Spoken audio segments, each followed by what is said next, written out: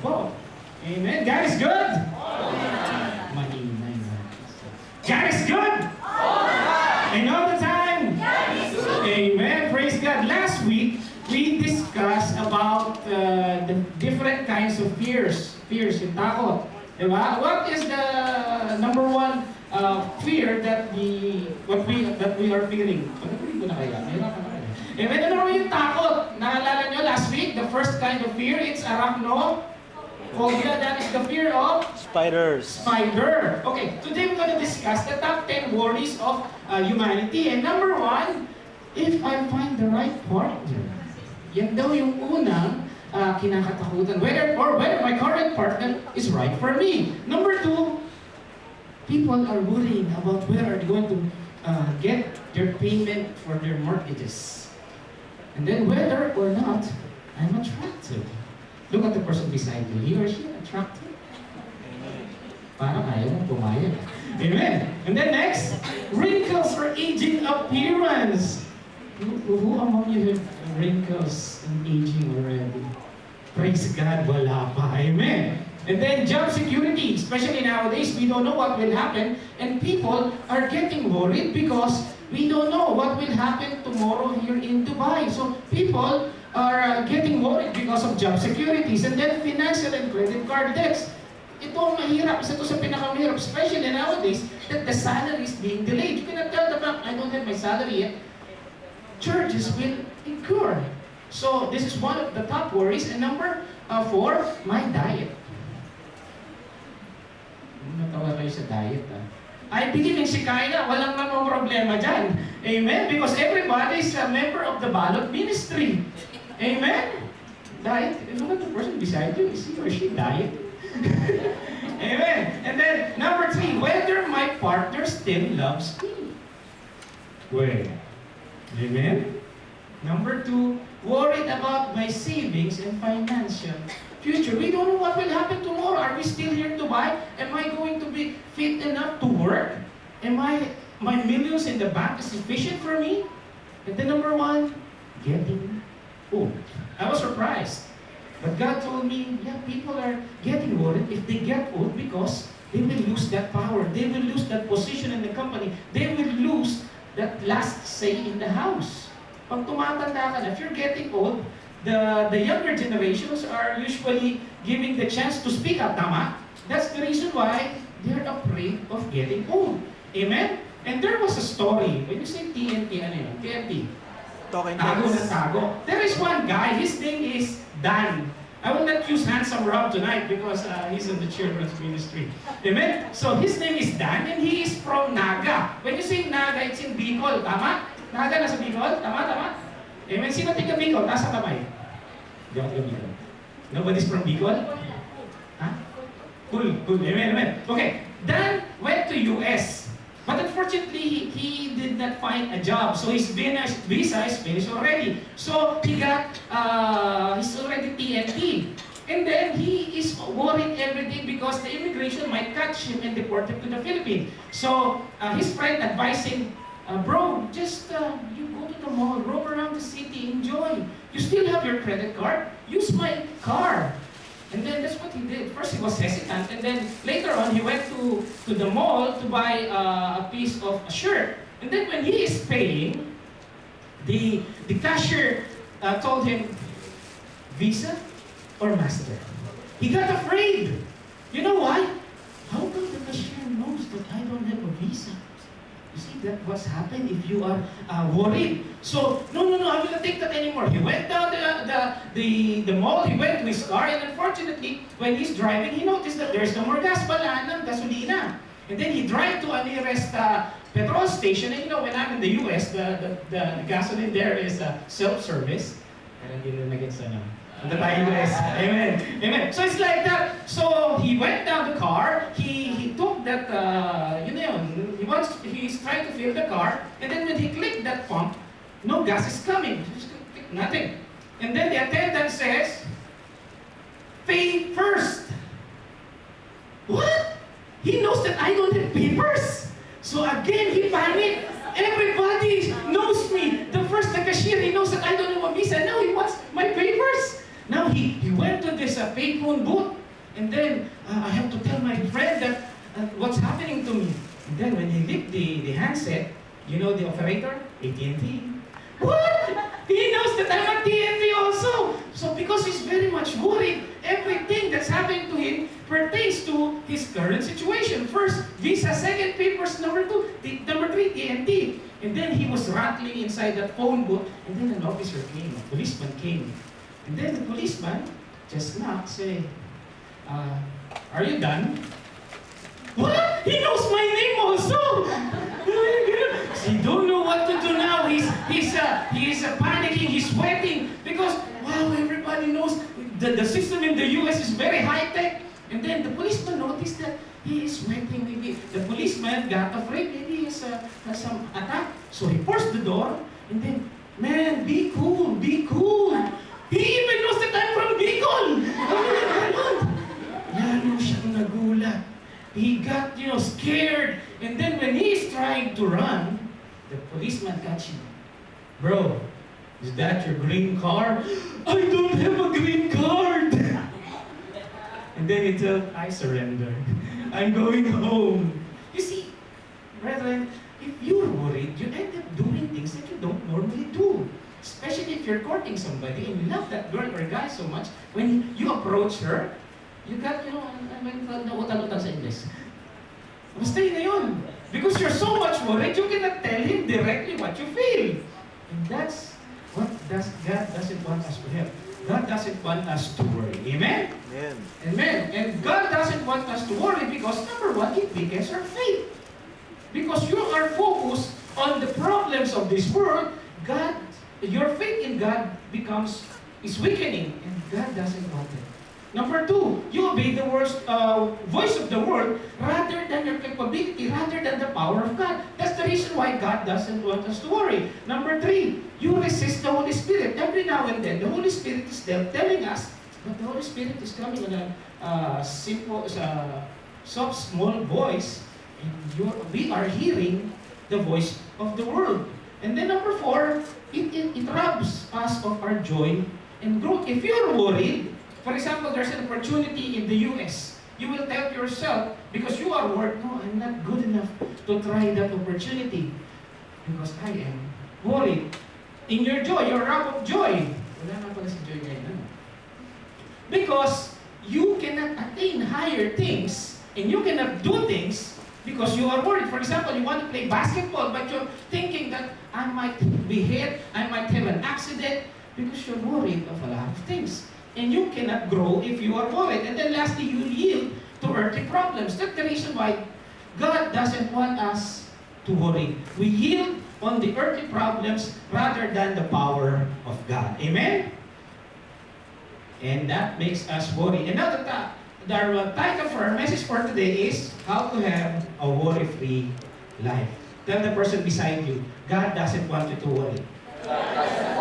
Amen. Praise God. On the text that we read a while ago, it's taken from the book of Matthew, chapter 6, verse 25 to 34. Basically, Matthew is one of the disciples. He is a tax collector, and his other name is Levi. Amen? And basically, in his book, in his gospel, he introduced Jesus as the promised king. If you would look at chapter first, it started with the genealogy of our Lord Jesus Christ, whereas it started on the lineage of Abraham. And then, it shows the birth of Jesus.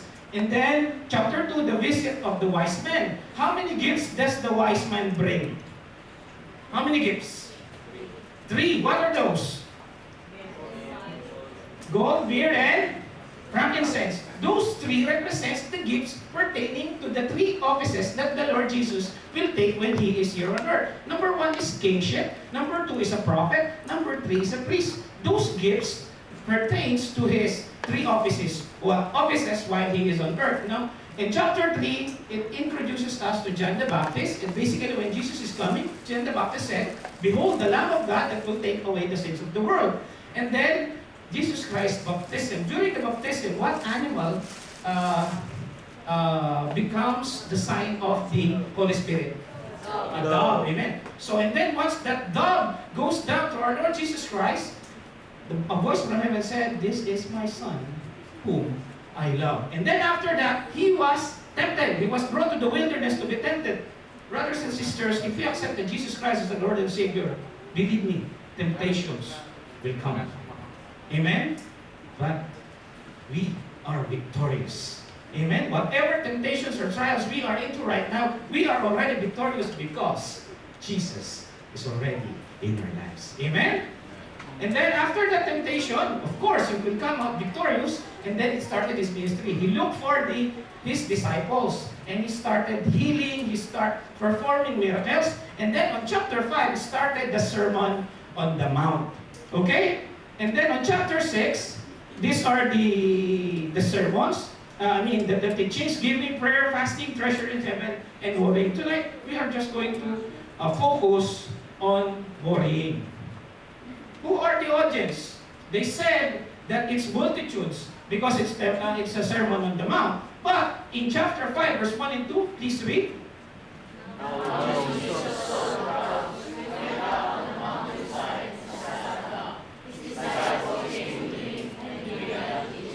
It's basically the audience when he is teaching is only the disciples. Contrary to popular beliefs, it's only the disciples. But maybe there are others who came also, but these teachings, the teachings of the Sermon of the Mount, is focused only on the disciples. And believe me, Jesus talks about worrying even though they are already disciples. Means that you and I are not accepted from worrying even though we already received Jesus Christ as our Lord and Savior. So the message is focused on His disciples. It's just a depiction kasi noon wala pa silang SLR, no? Ano lang yan, tuwari. Amen. And then, not to worry when, on verse 24, the verse that preceded verse 25, it says, no one can serve two masters. And then you cannot serve both God and money. It's basically, you cannot serve both God and money. And not to worry when material things are involved. It's basically like this. Those most of the disciples are what are their profession? Fisher men. And you, like you and I, they are focusing on their jobs, on their work, like you and me. We focus on our earthly work. But believe me, life is not only working from 8 to 5. Life is not only being a mother, a father, a sister, a daughter, or a son. Life is more than that. Life is when you accept Jesus as your Lord and Savior. And that's what Jesus is telling here. Sir, therefore what? The first verse says, you cannot serve both God and money. Therefore, I tell you, do not worry. I'm not saying, the Bible is not saying that it's not right to work. It's only saying that it's not nice to worry. Because most of us here, the last commandment that the Lord Jesus Christ said when He went up to heaven is to make disciples of all nations. That's the last commandment. He did not say, go and work hard. He did not say, go and be a good mom. No. Yes, it's correct. Yes, it's right. But the commandment God has given us is to make disciples of all nations. And these 12 disciples are choosing another path. When they become disciples, they become fishers of men. Now, it's not, I'm not saying, again, that working is bad. Of course, we should work. But the focus and priority of our life should be glorifying God. That's why, therefore, I tell you, do not worry about your life, what you will eat or drink, or about your body, what you will wear. Is not life more than food, and the body more than clothes. During those days, there's an historical background. Having clothes is very hard. It's not like now that my wife has, we have 4 cupboards. 3.5 belongs to her, half belongs to me. And 1 layer is for mattresses. During those times, it's hard to have clothes. That's the reason why the Lord Jesus said, do not worry about your body and what you will wear. Is life more than food and body more than clothes? I'm just going to ask you a question. I don't know. It's between you and God. How much are we spending on our clothing, on our apparel, on our jewelries, rather than spending for our body itself? How much are we spending for vitamins? nutritional foods than spending on fashion accessories, jewelries. It says here, the body is more than clothes. Amen? And do not worry about life, what you will eat or drink, or about your body, what you will wear. Is not life more than food, and the body more than clothes?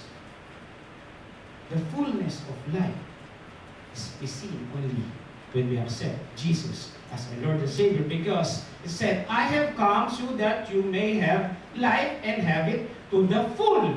Sino gusto ng full na buhay? Amen? Mahina. Sino gusto na may full na buhay? Amen. Praise God. Look at the birds of the air. They do not sow or reap or stow away barns, and yet your heavenly fathers feed them. Are you not much more valuable than they? Sorry if I'm going to speak a little Tagalog. Please, Brother Ryan, do the honorable mention of translating. Amen. Look at the birds of the air. They do not sow or reap or stow away barns. Nakakita na ba kayo ng ibon na nagtatanim? Nakakita na kayo ng ibon na nagsasaka? Have you seen birds that is sowing? Have you seen birds who is nagsasaka? Pero kumakain sila. Tama? Birds do not sow nor reap, but they are still eating. Much more you. You and I are created in the image of God. You and I are citizens of heaven. You and I is the reason why the Lord Jesus died on the cross. How much more valuable is your seatmate compared to that bird? Amen? Pero yung mga tigpipisong ibon na yun, hindi pinabayaan ng Diyos. Sa tingin mo, ikaw pababayaan ka? Amen? Can any one of you, by worrying, add a single hour of your life? It says that when you worry for an hour, it's like 2-3 days of your life. So don't worry. Tell the person beside you, do not worry. Amen. And why you worry about clothes? See how about the flowers in the field grow, they do not labor or spin. Yet I tell you that even Solomon in all his splendor was dressed like one of these. Have you seen orchids? Roses? Gumamela? Ano ba? Sampaguita? Sampaguita? Ano ba yung mga balaklak? Ano? Ilang-ilang. Gumamela? Santan? Diba? Ilang-ilang. Ha? Ano? Kalabasa. May bulaklak yung kalabasa. Ano ba may bulaklak? Saging. Chicharon. Amen. Look at those flowers. Exempted yung chicharon bulaklak, ha? They are different colors. And yet, Solomon did not wear those kind of colors. Para hindi kita malilimutan. Amen. See how the flowers of the field grow, they do not labor or spin. Kahit na yung dama de noche, nabubuhay. Isang araw lang ang buhay niya. Bukas mamamatay na yun. Ikaw pa, sa tingin mo pababayaan ka ni Lord? What more are you? You are more valuable than the bird. You are more valuable than dama de noche. Amen? Do you think God will not take care of you? If you are having problems of trouble right now, do you think God will not reach you and help you? Amen? Yung mukhang yan, makikita ni Lord sa langit.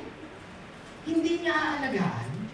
Amen? Tuloy tayo. If that is how God clothes the grass of the field, which is here today and gone tomorrow, will He not much more clothe you? You of little faith.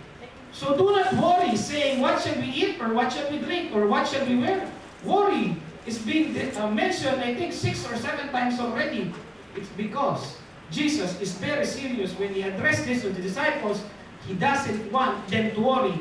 Like with us, ayaw ng Diyos na nag-worry ka. Tignan mo nga yung katabi mo kung nag-worry na. Hindi naman. Look at the person beside you. Is he or she worrying? Amen. Tuloy. Pakinggan natin. For the pagans run after all these things, and your heavenly Father knows that you need them. Only pagans worry. Why? Because pagans have God that is dead. But our God that we worship is the God who is living. Amen? The God that will answer your prayer. The God that has been protecting you for the past 30 years, for the past 20 years, for the past 50 years. The reason you and I are here, because God had protected you already. Amen? Your date, your birthday, again, your year, your month, your minutes, your seconds, the count of your birthday, it equates to the number of years that God is protecting you. Amen? Kung ano yung birthday mo ngayon, yun yung taon na iningatan ka ni Lord. Hindi ka makakarating sa kinauupuan mo kung hindi ka iningatan ni Lord. Tama? Amen? So therefore, verse 33, but seek first His kingdom and His righteousness, and all these things shall be given to you as well. Ano raw gagawin? Seek first His kingdom. Kanina, sabi, yung mga ibon, hindi niya pinababayaan. Yung mga gumamela, hindi niya pinababayaan. Pero tumutubo sila. Wala tayong magagawa. We cannot do anything. For example, it's like this. If you want to plant a seed, tama? Plant tayo ng seed. You water it. But, can you make it grow? Yes, you can plant. Yes, you can put fertilizer. Yes, you can put water. But can you make it grow? Hindi. Hindi mo pwede tignan yun araw-araw, ay, meron ako, God. Hindi. Only Lord can make it grow. Yung mga bagay na hindi natin kayang gawin, huwag mo nang problemahin. Ang kaya natin gawin, seek first His kingdom. Kaya ba natin yun? Amen. Yun ang gawin natin. Yung problema hindi mo na kayang gawin, huwag mo nang problemahin. Problema na nga, problemahin mo pa. Amen? Ang pwede natin gawin is to seek God's kingdom and His righteousness, and all these things shall be given to you as well. Kingdom. Sino nag-rule sa kingdom? Kala ko queen eh. Amen? If we are under God's kingdom and Jesus is the king, it means Jesus will take care of you. Amen? Sino dito ang may alagang tuta? Kahit sa Pilipinas. Wala na alaga ng tuta. Doberman. Bayawak. Sino nag-alaga ng hayop? Kahit anong klaseng hayop? Yan. Pag yung hayop nyo ba, giniginaw, lalagyan mo pa ng ice water? Parang ginawa niya, no? Panilikuan. Ha? Yung tuta, if that kitten, eh, no?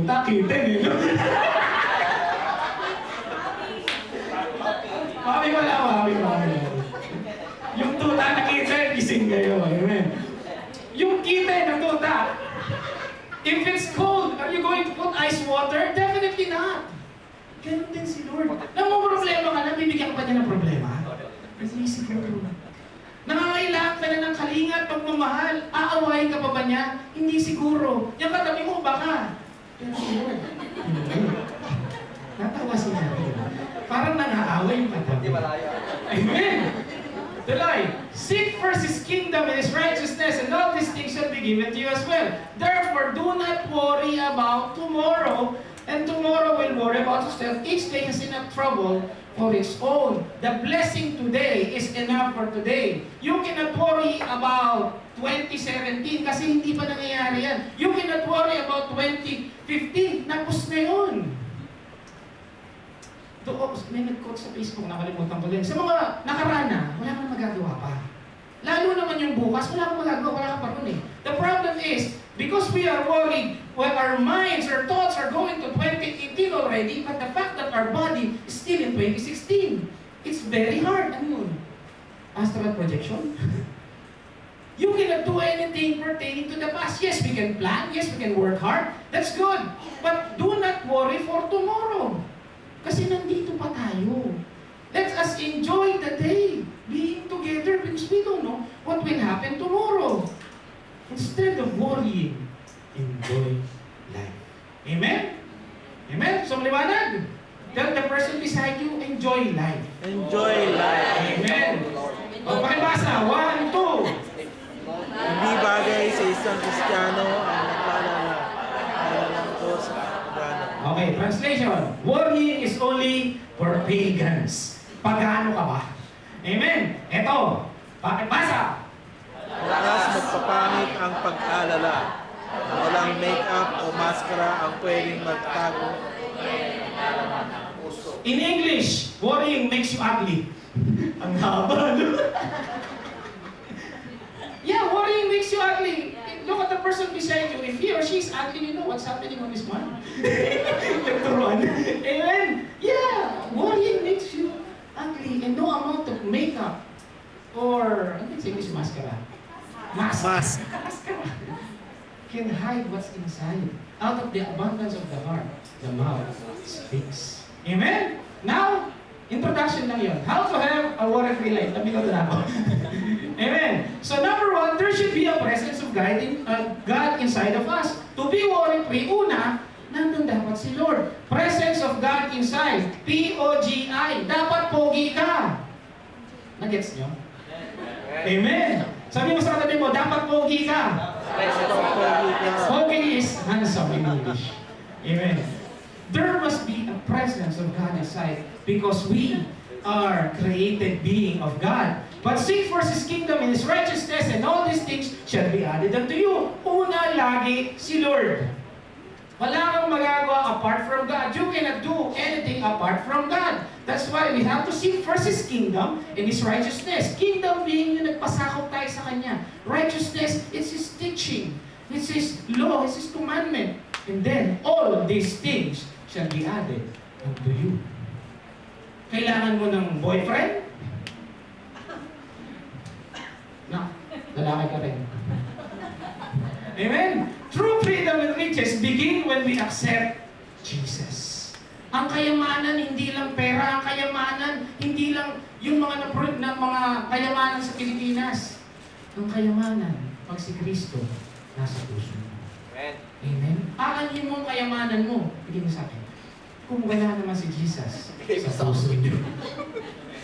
Amen? Tuloy. And then number two, entrust everything to God and enjoy. Enjoy life. If you have a problem, entrust it to God. If you are busy, if you are worrying on something, entrust to God. Lalo na kung ang pamilya mo nasa Pilipinas, wala kang magagawa, kapatid, mag-Skype lang. You cannot do anything just to call them on Skype or Facebook. But it's limited. But believe me, the hands of God can reach them anywhere in the world, 24/7. Amen? Pakibasa, 1, 2. Trust in the Lord with all your heart and lean not on your own understanding. In all your ways submit to Him, and He will make your paths straight. Trust in the Lord with all your heart. All, walang tinatabi. No reservations. In everything we do, we have to trust God. See, therefore I tell you, take no thought for your life, what you shall eat or drink. You and I are more important than these birds. You and I are more important than the flowers, because you and I are the image of the living God. Amen? And then what are you worrying right now? Healing? May sakit ka, kapatid? Sino rito may sakit? Taas kamay. Amen? Yeah. Amen? If you or somebody in your family needs healing, the Lord says, and by His stripes, we are healed. Tama ba? Past tense? May ED? It means we just need to claim that healing. And you and I know that there's a lot of testimonies in this church how God destroyed cancer. How God healed. Amen? If you are sick right now, dali lang. Tawag ng Lord. Amen? If you are sick right now, claim that healing already. Amen? You need provision? Sino wala pera? Lapit kayo sa dalawang pastor. Pag-pray nila kayo, di ba? Amen. And then, Mike, basa. 1, 2. May God shall supply all your needs according to His riches and glory by Christ Jesus. Ang sabi dyan, my God will meet all your needs according to His riches in glory in Christ Jesus. Whatever you need right now, He said that my God will supply all your needs. Ano kailangan mo? Pagkain? Punta ka pastoral. Gusto. Amen? What do you need right now? Ask God. Mayaman si Papa. Amen? Your soul? Are you worrying about your soul? We already are victorious. Why are downcast, O my soul? Why is disturbed within me? Put your hope in God, for I will yet praise Him, my Savior and my God. Jesus Christ died for you. Ito nga nakakatawa no? It's ironic. We surrendered our lives, our soul to Jesus, but yet we cannot surrender the status of our visa. You and I have surrendered our life to God, yet we cannot surrender our credit card debts. You and I have surrendered our life to Jesus, which is far more valuable, but yet we are worrying about our family in the Philippines. Mas importante kaluluwa mo, kapatid. Our soul is more important than anything else in this world. Why? Because our soul is eternal. Amen? Anong worry natin, kapatid? Pagkain? We're worrying about things. We're worrying about food. We're worrying about our health. Jesus provides. Amen? Why worry when you can? Pray. Pray. Basa, 1, 2.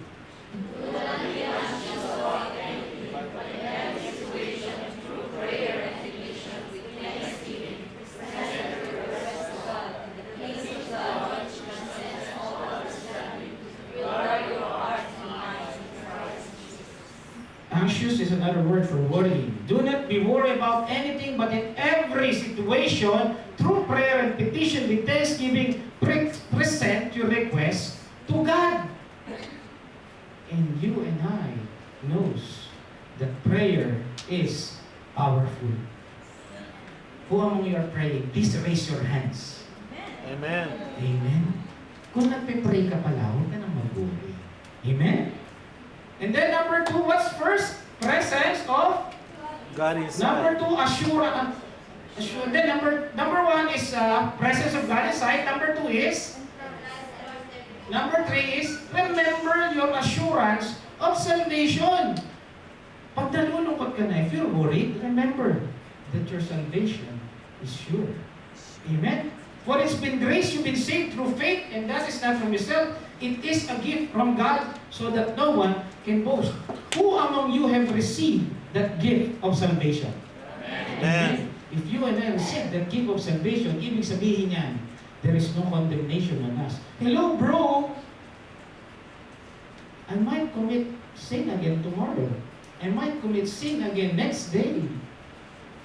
It's like this. When you accepted Jesus Christ as your Lord and Savior, your past, present, and future sin is already paid on the cross. But again, this doesn't mean that you and I have a license to do sin. No, it's not like that. It means that, yes, we might commit accidental sin, but we are not allowed to do deliberate sin. And Jesus is timeless, correct? The crucifixion activity is maybe 2,000 years ago, but the essence of crucifixion is timeless. Why? Because Jesus is above time. He created time. So it means when we accepted Him as our Lord and Savior, Jesus knows, oh, when they will commit sin on this date again, but I know it's only accidental. And He told us that in 1 John 1:9, if we confess our sins, He is faithful and just to forgive us. Again, accidental sin, He knows. And He knows also deliberate sin. And no Christian will do deliberate sin. May Kristiyano bang papatay talaga? Bukas papatay kita. May Kristiyano bang bukas magsisinungaling ako, sasabihin ko? Ganon? Walang Kristiyano ganon. Walang Kristiyano na sinasabi nila talaga, magkukomit ako ng kasalanan. Yes, we are committing sin. But it's not deliberate. Because we are still on this earthly body. Amen? Maliwanag po. So, Jesus paid your sin, past, present, and future. But again, warning, we are not to do sin deliberately. Yes, we can sin. Not we can sin. We might sin. But Jesus knows already because He is above time. Nakita na niya yun. He is so powerful and He knows what will happen to Pastor Francis. He knows what will happen to Pastor Ernest. He knows what will happen to Brother Ryan. Hindi ka na Pastor Ryan. Amen? He knows what will happen to us. Because He is above time. Amen? Alam niya na ganyan na magiging itsura mo. Pagdating sa langit, mas maganda ka pa dyan. Amen? Parang natawa sila. Next, when you are assured of your salvation, you are heaven-bound. Sino biyahin lang? Itaas ang kamay. Amen. Praise God. And then next is completeness in Christ. Kompleto ka na kay Lord. Bro, wala pa akong boyfriend. Kompleto ka pa rin kay Lord kahit wala kang boyfriend. Iniwan ako ng misis ko. Kompleto ka pa rin kay Lord kahit wala yung misis mo. You are complete because Christ is in your heart. Amen? Are you lacking anything right now? Are you lacking anything? Sabi ko nga, are we lacking about our spouses? Maybe some spouses just left us, but it doesn't mean that you are incomplete. You are complete when you accepted Jesus Christ as your Lord and Savior. Hindi ka kulang-kulang kapatid. Parang sakit pakinggan, ano? You are complete in Christ. Amen? Into pakibasa, 1, 2. Oh, hindi ka nag-aaral. Maybe you don't have a college degree, but it doesn't mean you are not complete. Yes, you might not be a millionaire, but it doesn't mean you are incomplete. Yes, maybe your spouse has left you, but it doesn't mean you are incomplete. Maybe you don't have a child or a daughter, but it doesn't mean you are incomplete. Because into emptiness, He brings fullness and completion. Jesus alone make us, you and I, complete. Tama? Amen. Sabi dito, completeness has nothing to do with possession or achievement, but being complete in spite of deficiency. Yun nga yung pinupuno ni Kristo eh. Kasi kung puno ka na, baka sabi nga nila sa Tagalog, mauntog ka na sa langit. Amen? The reason you and I are just clinging to the grace of God because we cannot do anything apart from God. Tama? You know who is He? Sino siya? Si Nick, si paring Nick. Is he complete? No? Yes. Sige ba? Ano sagot nyo? Yes. Yung yes, taas ang kamay. Yes. Eh, yun o. Nagtago. Eh, ba ang ginagawa nyo? Tutulog. Amen. Nick Vucic was born without arms and legs. But he is still complete. You know why? Because he accepted Jesus Christ as his Lord and Savior. And you and I are using his illustration because he is complete. We are not seeing him. We are not seeing his deficiency. We are seeing the goodness of God in his life. Amen. Same as your brethren, the one sitting beside you. If you are seeing the goodness of Jesus in he or she's life, he is complete. Amen. Now the question is, are you seeing the goodness of Christ in your sick need? Amen. Walang kamay, walang paa, nagsisurf. Ako nga nagsisurf din eh. Yan lang gamit ko. Amen. Siya, nagganon ako. Sabon. Amen. Pero kompleto siya. Amen. Sino nag-surf? Natatawa mo. Amen. Praise God. And then, she said, God won't allow anything in your life if it's not good. Hello? I failed on my exam. Is it good? Hello? I was abandoned when I was young. Is it good? And if you surrender your life to Jesus, everything will be good. But, basa, 1, 2.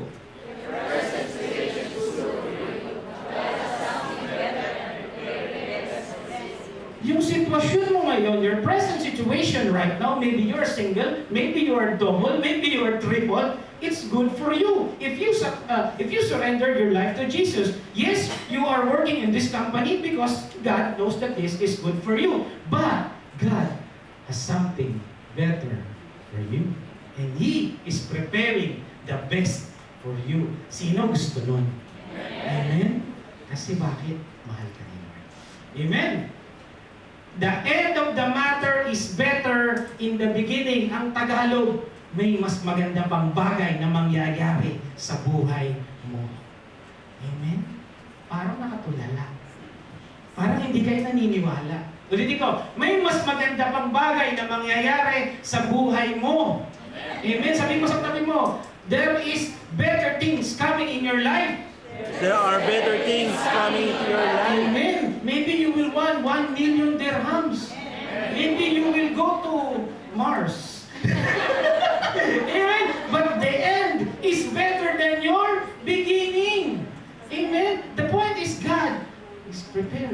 something better for you. Amen? Praise God. Completeness starts with the letter C. And what is that C? Wala ko kapiran eh. Amen. Next, last, eternal life with Christ in heaven. Sino ba ang langit? Taas ang kamay. Amen. Dapat ma-excite tayo dyan eh. Sabi kasi dito, for God so loved the world, He gave His only begotten Son. Whoever believes in Him shall not have perished, but have eternal life. You and I have an eternal life with Christ. You and I are heavenward because of Christ. Jesus Christ died for your sickness. Look at the person beside you. Jesus died for him. Jesus died for her because because Jesus wants you and I to be in heaven. Nung pinapako ang Panginoong Isus, iniisip niya si Lisa. Nung pinapako ang Panginoong Isus, ang iniisip niya si Beron. Nung pinapako ang Panginoong Isus, iniisip niya si Chris. Ganun tayo kamahal ng Panginoon. When He is being crucified, He is thinking of you and I. Kaya, alam niyo bakit niya nagdala yun? You know how Jesus had managed to accept all those wounds, all those pains, because He is thinking of you. Kasi importante ka sa Kanya. Amen? Tell the person beside you, you are important to Jesus. You are important to Jesus. Amen? In my Father's house, there are many rooms. I go to prepare a place for you. John 14:2. It means like this. You and I are going to heaven one of these days. Tama? Whether you like it or not, if you accepted Jesus Christ as a Lord and Savior, biyaheng langit ka. Uuwi tayo doon. We will go to heaven someday. Tama? And here it says, my Father's house has many rooms. Do you believe in the saying that not all house is a home? Yes. Amen. At ang sabi, home is where the heart is. Bakit ka gusto mong magbakasyon? Bakit gusto mong umuwi ng Pilipinas? Bakit? Kasi nandun yung mahal mo sa buhay eh. Ang totoong tahanan, yung pag-uwi mo, ang saya-saya mo. Pag-uwi mo, may naghihintay sa yung mahal mo. Pag-uwi mo, nandun yung ikaw talaga. When you went home, because your loved ones is there. When you went home, because your family is there. And you are the real you inside home. Wala nang maskara ron, tama? It's like you will remove your socks, you will remove your shoes, and then tell, what's for dinner?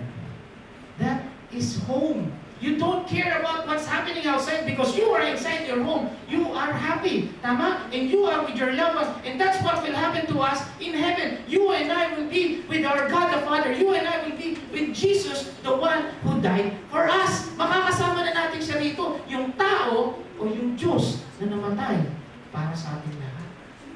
Sino ayaw mo? Sino ayaw makasama si Kristo? Amen? Pero parang hindi kayo excited. Sino ang excited papuntang langit? Amen? Kasi ang makakasama mo na ron, yung tatay mo. Ang makakasama mo na ron, yung namatay para sa iyo. Yung asawa mo nga lang, mahal na mahal mo, dali binigyan ka ng diamond ring eh. Yung iba hindi yata nakatin ng diamond ring. What more? Jesus, He gave His life for us. Amen? You and I should be excited going to heaven. Brothers and sisters, yes, we are living in Dubai comfortably, but this is nothing compared to what's await us in heaven, because heaven is our home. Amen. Amen? Praise God. And then this illustration I heard from one pastor, He will wipe your tears from their eyes. It's like this when you go to heaven. Lord, my family abandoned me. Jesus will wipe your tears. Yes, you've been abandoned, but now you're home. My partner left me. Don't worry, I will never leave you nor forsake you. Pupunasan niya yung luha mo, kapatid. Lord, I was being mistreated in my company. Don't worry, you will work to me from now on. Lord, I was being ridiculed when I was young. Don't worry, I died for you. And He will wipe your tears. Sino nakaranas ng pinupunasan ng magulang yung luha nila? Masarap o hindi? Mas lalo na siguro kung si Jesus na yung nagpupunas ng luha mo. Amen? Pinupunasan, anak. Welcome home. Dito, walang kamatayan. Dito, puro kasiyahan. Kasi kasama mo na. Amen? And then, this, I just want to focus on this. Yes, you and I are going to heaven, but it means that we are exempted from hell. Just listen to this one. What is hell? Hell is an eternal place for torment. Ay, walang taong gusto mapunta rito because furnace of fire, weeping, and gnashing of teeth. Maybe most of us will know because I'm not going there, but see, there is a lake of fire, and all those people who doesn't accept Jesus Christ as their Lord and Savior will go to hell. Yes, and there are worms that's not dying. Sino takot sa bulate? And there are worms that don't die. And then he will be tormented with fire and brimstone. Those persons again that will not accept Jesus as their Lord and Savior will go to eternal hell. When you go to hell, there's no turning back. Just like you and I, when we go to heaven, doon na yun. And then, when they go to hell, wala nang balikan yan. But the cowardly, the unbelieving, the vile, the murderers, the sexually immoral, those who practice magic arts, the idolaters and liars, they will be consigned to the fiery lake of burning sulfur. This is the second death. I just want to read to you this one story of E.B. Hill and Jack Hyles. Just please listen. In one sermon, E.B. Hill tells of a time when he preached in Michigan with Dr. Jack Hyles, a former pastor of the First Baptist Church in Indiana. Hyles' church, or the church that he is pastoring, is more than 20,000 attendees. And E.B. asked, Jack, let me know why are you so caught up in soul winning? You're a virtue fanatic. What's better than that? It's like this. Dr. Jack Hyles, when someone accepted Jesus Christ as their Lord and Savior, he is very happy. Masayang-masaya siya. Parang tayo pag nag-evangelize, di ba, when we are praying for somebody and they accepted Jesus Christ as their Lord and Savior, we are so happy. That's what happened to Dr. Giles also, Dr. Hyles. He is so happy, he's jumping because one soul has accepted Jesus Christ. And E.B. asked, why are you so fanatic? And then Dr. Jack Hyles said, one night, please listen, I was awake by this piercing scream of my sister. I ran upstairs to her bedroom, and she was sweating in hysterics. I shook her and couldn't get her attention, so I slapped her. Yung kapatid niya na naginip daw. And he cannot get her attention, ginawa sinampal. Sino na nasampal? Amen. So, I said, what's wrong? You had a dream? No. You have a nightmare? She said, no, it was real. Totoo to. What happened? And then the sister said, Jack, I just got back from hell. Listen to this. After a few months of glitter and lights and all of which deceives mankind, there was nothing but desolation. Ano sa natin desolation? Isolated.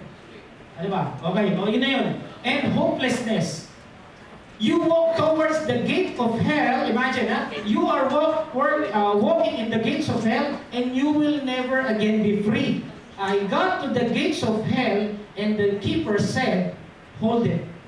I stood outside hell and I saw people whose faces were twisted, tongues were thick, eyes bulging, and hands split. Yung mga katawan nila nadideform na, yung mukha nila nadideform. And dropping blood. I said, Sir, please let some air in. Bigyan mo sila ng hangin. And then I said, there's no air in hell. Then I said, kind sir, let them have a drink of water. And he said, no water in hell. And then said, if that's true, then let them die. Mamatay na lang sila kasi eternal na yung paghihirap nila. And then he said, no death in hell. She said, my God, how long will they suffer? And he said, forever and ever. Hell has no exit and there is no death. She said, just I turned to leave. He said, go back and tell the story. And I just turned. I saw Daddy. He saw his father there. And I said, yep, our daddy is in hell because he never got around doing the most important thing. He schooled us, he fed us, but he never got around saying yes to Jesus. Jack concluded saying, I win souls every day so that nobody else, Daddy, will go to hell. If you love your parents, share Jesus to them so that let us make disciples so that there is no moms and dads going to hell. Kung mahal mo yung nanay mo, kung mahal mo yung tatay mo, kung mahal mo yung anak mo, kung mahal mo yung tsuhin mo, yung tsahin mo, ipapakilala mo si Kristo para hindi sila mapunta sa impyerno. Kung biyahin lang tayo, magsama tayo, magtayo-tayo lang. Amen? Heaven will be a joyful place if our relatives are there also. Heaven will be a nice place if our loved ones is there also. Amen? Brethren, heaven is real and so much is hell. Totoo ang impyerno. Ngayon, kung talagang mahal natin si Kristo, ibabahagi natin ang Ebanghelyo. Amen? Amen. Summary, number 1, presence of God inside. Number 2, entrusting God on our needs. Assured of salvation, completeness in Christ. And last, eternal life with Christ. So, how to have a worry-free life? We must have peace. May basa po. 1, 2. Peace I leave with you, my peace I give you. I do not give you as the world gives. Do not let your hearts be troubled. Do not be afraid. Jesus said, my peace I give to you. Amen? If you have the peace of Jesus, you need not worry. Amen?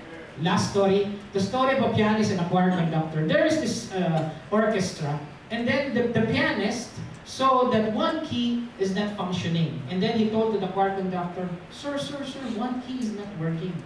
And then the choir conductor just looked at that key and said, let's just follow the beat of my one. Okay? And then they played the orchestra, and the pianist is just playing it as, but he is so focused on the choir conductor, knowing what to play.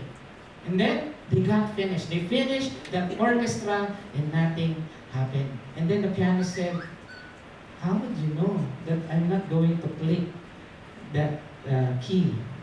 I know, I'm the choir conductor.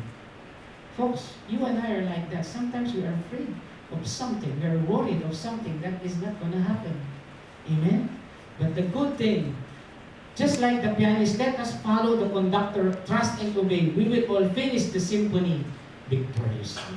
Amen? Bakit? Kasi, do not worry and be at peace with Jesus because He is the Alpha and the Omega. Yung mangyayari sa'yo bukas, alam na niya. Yung mangyayari sa'yo mamaya, alam na niya. Yung mangyayari sa'yo next week, alam na niya. Kasi, nauna na si Jesus doon. At ano man yung pagdadaanan natin, si Kristo nauna na. At sabi niya, I will never leave you nor forsake you.